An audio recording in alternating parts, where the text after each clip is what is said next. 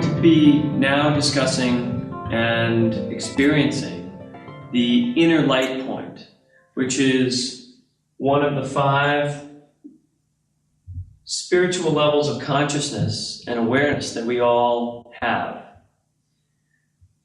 We just discussed and experienced the soul level of consciousness, which is our deepest knowing. It's a sort of a radiating light that fills us and fills the universe. It's connected at all points to everything in the universe. It's a deep knowing that we are connected to all things. We are all one through that point. The inner light point, also the pineal gland in the body, is how we are able to perceive the light of God, perceive the light within all things. We literally, through this point, can perceive the soul light. We perceive life. So let's move over to a chart that just demonstrates and just shows the soul energy, and understanding that the soul energy is that radiating quality within you, that deepest knowing, and it is the soul energy is actually the life force that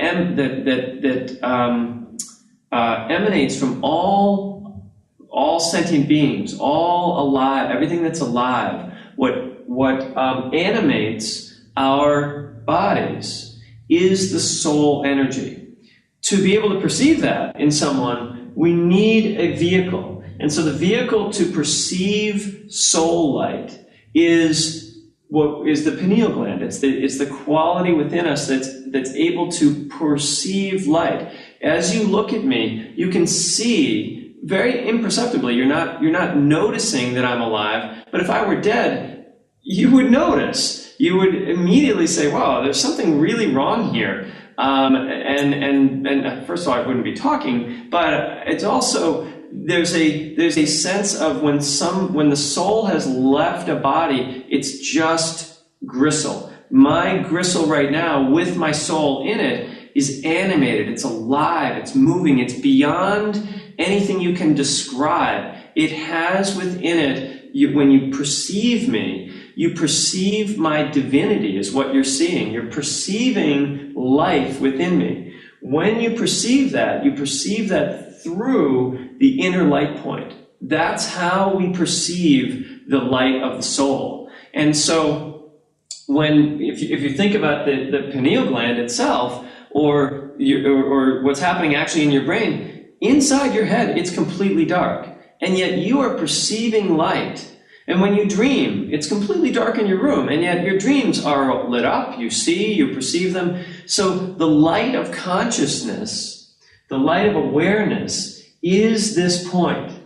And it is really, truly a brilliant point in certain people. When you look in someone's eyes, often you'll see a sparkle in their eyes, or you'll even be able to perceive a sort of a brightness within them. And that's why we call someone who is very smart, we call them bright.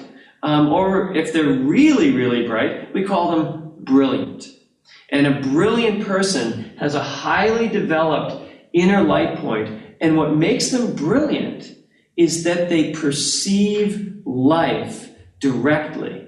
They perceive what life truly is. They aren't working at it strictly from the chakra level, strictly from the level of, yes, it's solid and it's this, and I get in my car and I drive it. They perceive the deeper energy within all things, especially people. From this point, from the inner light point, you perceive each person as the God, as carrying the God energy or the goddess energy. And you're able to perceive specifically how that energy relates to their soul, their soul purpose, and that core essence. Often someone who's very intelligent will use their intelligence in more of an ego way and not make you feel very good about yourself, because they present their intelligence as their personality, as who they are. Someone who's brilliant is brilliantly able to see what's in the present moment and see your greatest qualities, and will speak to those great qualities.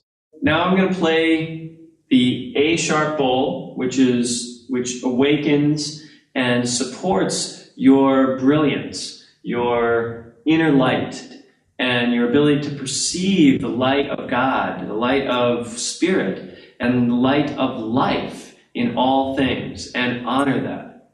So sit back, close your eyes, and allow yourself to just relax and breathe deeply. And I'm going to play the A sharp bowl.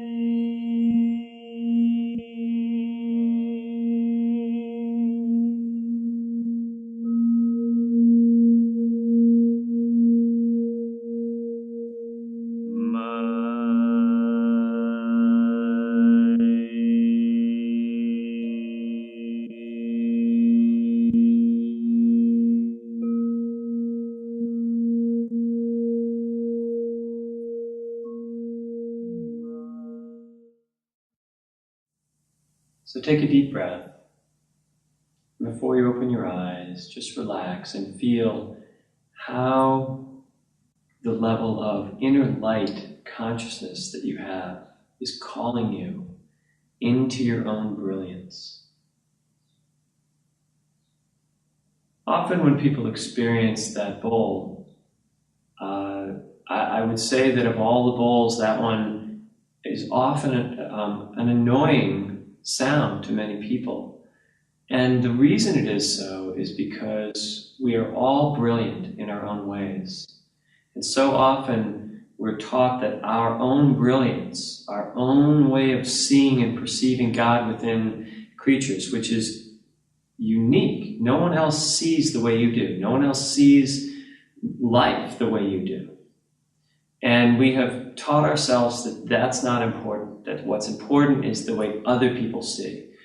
Oftentimes I'll have people come in and say, I want to become a psychic seer, I want to see like so-and-so. And I remember myself working with my teacher. My teacher was a very powerful psychic seer. And I always felt, that'll be, boy, when I'm a healer, that'll be the way it'll be. But I'm a knower, and it's a very different place that I refer to get my deepest knowledge. So when you feel that bowl, if you had resistance, that's totally fine. Allow yourself to feel that resistance and notice where you're being called. If you did have a sensation in your body or an expression, an expansion somewhere, where did it come from? Some people see through one of the chakras or one of the energy centers, one of the spiritual energy centers, as their primary way of knowing spirit and knowing the Creator, knowing life in the world. So just allow yourself to feel that and become aware of that. And really, what you were becoming aware of is your brilliance.